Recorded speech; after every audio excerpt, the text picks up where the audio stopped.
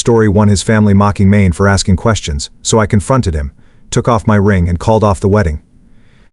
I 23F was engaged to John 24M, and we had been together for 5 years. We were planning to get married in July 2025. I always thought his family liked me because we got along so well. John has 2 older brothers, 26M, 29M, both married, and I was excited to become a part of their family. His parents were always kind to me, and I believed that they genuinely liked me. About a year ago, I came across an Instagram profile that shared inspirational quotes and insights.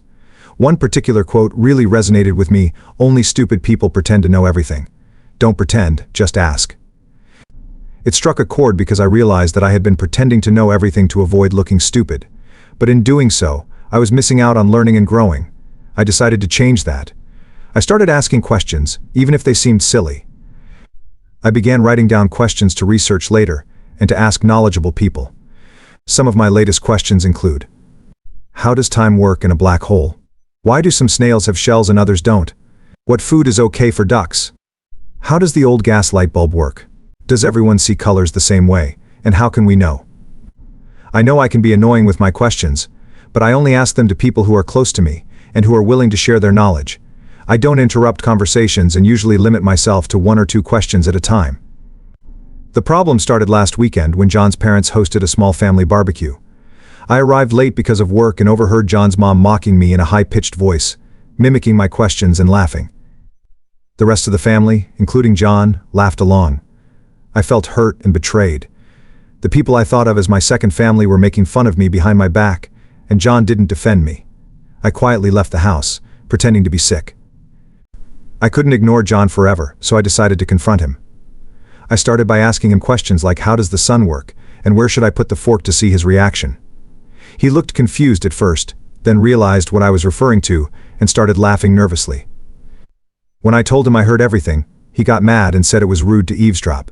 I countered that it was rude to bully people. He tried to excuse it as a joke, but I wasn't convinced. I asked him if his mother had made similar comments before, and he admitted she had. I asked if he ever defended me, and he said he tried. I didn't believe him. I told him I needed a break and moved to a friend's house to think things over. I decided to meet with John's brother's wife, who had said she didn't mind my questions. She confirmed that the mocking was mean and hurtful, and apologized for not defending me more. This solidified my decision. When I confronted John again, he initially tried to belittle my feelings but eventually apologized. However, he kept saying it was just a joke and that I should relax. I had enough. I took off my ring, told him his behavior was a joke, and ended the engagement. I can't be with someone who can't stand up for me or be comfortable around his family. I'm grateful for the advice from Reddit and the push to leave.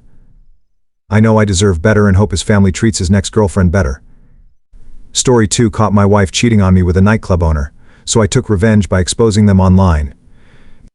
I was married to my ex-wife for 3 years before she broke our marital vows and shattered my heart. We met at a bar on a Friday night and quickly became friends. I helped her when she was drunk, and we started dating 6 months later, marrying after a year. I had lost hope in love until I met her. In the first 2 years of our marriage, everything was perfect. We resolved fights before bed, I provided for her, and we shared household chores.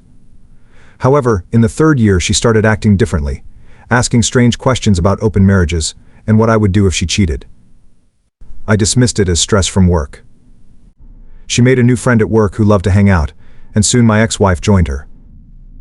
One weekend, I found a strange business card in her purse with a lipstick stain and recognized the name from her phone conversations.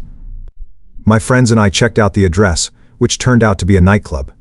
We saw her in the VIP section with the club owner, cuddling and laughing. One of my friends took photos and videos. I confronted my ex-wife the next day, showing her the evidence. She cried and blamed her friend, but I was done. I posted the photos and videos online, ruining the club's reputation. My ex-wife and I divorced, and she left town because of the scandal. I've locked my heart from love and focused on things that make me happy. Story 3. My best friend's husband tried to hit on me, so I told her, and she filed for divorce.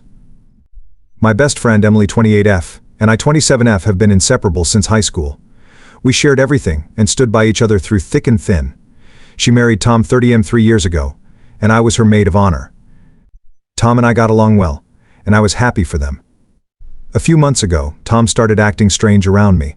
He would compliment me excessively and find excuses to be alone with me. I brushed it off, thinking he was just being friendly. But then, during Emily's birthday party, Tom cornered me in the kitchen and confessed that he had feelings for me. I was shocked and immediately told him that I wasn't interested, and that he was married to my best friend. Tom begged me not to tell Emily, saying it would ruin their marriage, but I couldn't keep something like this from her. I knew it would hurt her, but she deserved to know the truth. The next day I met Emily and told her everything. She was devastated but thanked me for being honest. Emily confronted Tom, and he admitted to having feelings for me. They fought, and Emily decided to file for divorce. It was a painful time for all of us, but I knew it was the right thing to do. Emily is now in therapy and trying to move on with her life. We've become even closer, supporting each other through this difficult time. Story 4. My neighbor's dog kept destroying my garden, so I built a fence and made them pay for it. I live in a suburban neighborhood and have a beautiful garden that I take great pride in. However, my neighbor's dog kept getting into my garden, digging up plants, and leaving a mess. I talked to my neighbors multiple times, asking them to keep their dog on a leash or in their yard, but nothing changed. One day, after coming home to find my garden completely destroyed, I had enough. I decided to build a fence to keep the dog out.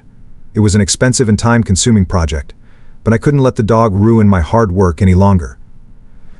After finishing the fence, I went to my neighbors and showed them the bill, asking them to cover the cost. They were furious, saying it wasn't their responsibility. I pointed out that their dog had caused the damage, and that I had repeatedly asked them to take care of the issue. We ended up in a heated argument, and I threatened to take them to small claims court. Eventually they agreed to pay half of the cost, and I accepted. The fence has been up for a few months now, and my garden is finally safe. My relationship with my neighbors is strained, but at least my garden is protected. Story 5. My boss took credit for my work, so I exposed him to the company and got a promotion. I've been working at my company for 4 years, and have always been a hard worker. Last year I was assigned to a major project that could significantly impact the company's future. I poured my heart and soul into it, working long hours and sacrificing personal time. When it was time to present the project to the board, my boss, Mark 45M, took all the credit for my work. I was furious but didn't want to cause a scene in front of the board. Instead, I gathered all the evidence of my contributions, including emails, drafts, and meeting notes. I scheduled a meeting with HR and presented my case. They were shocked and promised to investigate. A few weeks later, Mark was called into a meeting with HR and the board. He was confronted with the evidence and couldn't deny it. Mark was demoted, and I was offered his position. I accepted the promotion and have been working hard to prove myself in my new role. My colleagues were supportive, and I've earned their respect. Mark eventually left the company, and I'm now leading a team of talented individuals. Exposing him was a risk, but it paid off in the end. Story 6. My sister's boyfriend tried to cheat on her with me, so I set him up and caught him red-handed. My sister Rachel 25F and her boyfriend, Mike 26M, had been dating for 2 years. I 24F never liked Mike because he seemed shady and flirted with other women. I kept my concerns to myself because I didn't want to upset Rachel. One day, Mike started flirting with me through text messages. I was disgusted and knew I had to do something. I decided to set him up and catch him red-handed. I pretended to be interested and agreed to meet him at a bar. I told Rachel everything and asked her to come to the bar with me. She was heartbroken but agreed to go along with the plan. We arrived at the bar separately, and I met Mike at a table. He was all smiles and tried to make a move on me. That's when Rachel walked in and confronted him. Mike was shocked and tried to deny everything, but Rachel had seen enough. She broke up with him on the spot and thanked me for helping her see his true colors. It was a difficult experience, but I'm glad I could help my sister avoid a toxic relationship. Story 7. My roommate kept stealing my food, so I replaced it with spicy versions and taught her a lesson. I live in an apartment with 2 roommates, Sarah 22F and Lisa 23F. We usually get along well, but Lisa had a bad habit of stealing my food. I confronted her multiple times, but she always denied it. I decided to teach her a lesson. I'm a fan of spicy food, so I replaced my regular snacks with extremely spicy versions. I bought ghost pepper chips, spicy noodles, and hot sauce. I made sure to label everything clearly with my name. A few days later, I noticed my snacks were missing again. That evening, Lisa came into the living room, red-faced and sweating. She complained about the food being too spicy and asked if I had any milk. I told her I knew she had been stealing my food and that this was her punishment. Sarah and I couldn't stop laughing, and Lisa finally admitted to taking my snacks. She apologized and promised never to do it again. Since then, my food has remained untouched, and we've had a much better living arrangement. Story 8. My ex-best friend tried to sabotage my wedding, so I exposed her to everyone. I used to be best friends with Jessica 28F for over a decade. We did everything together and shared our deepest secrets. However, when I got engaged to my fiancé, David 30M, Jessica's behavior changed. She became distant and critical of my relationship. As the wedding date approached, Jessica's actions became more suspicious. She would make negative comments about David and tried to convince me to call off the wedding. I started to suspect that she had ulterior motives. One day I overheard Jessica talking to another friend about how she planned to sabotage my wedding by spreading false rumors about David. I was furious and heartbroken. I decided to expose her to everyone. I gathered all the evidence of her sabotage attempts, including text messages and recorded conversations. At my bachelorette party, I confronted Jessica in front of our friends and showed them the evidence. Everyone was shocked, and Jessica tried to deny it, but it was too late. Jessica left the party in disgrace, and I cut all ties with her. My friends and family supported me, and my wedding went off without a hitch. I'm grateful I found out about Jessica's true nature before it was too late.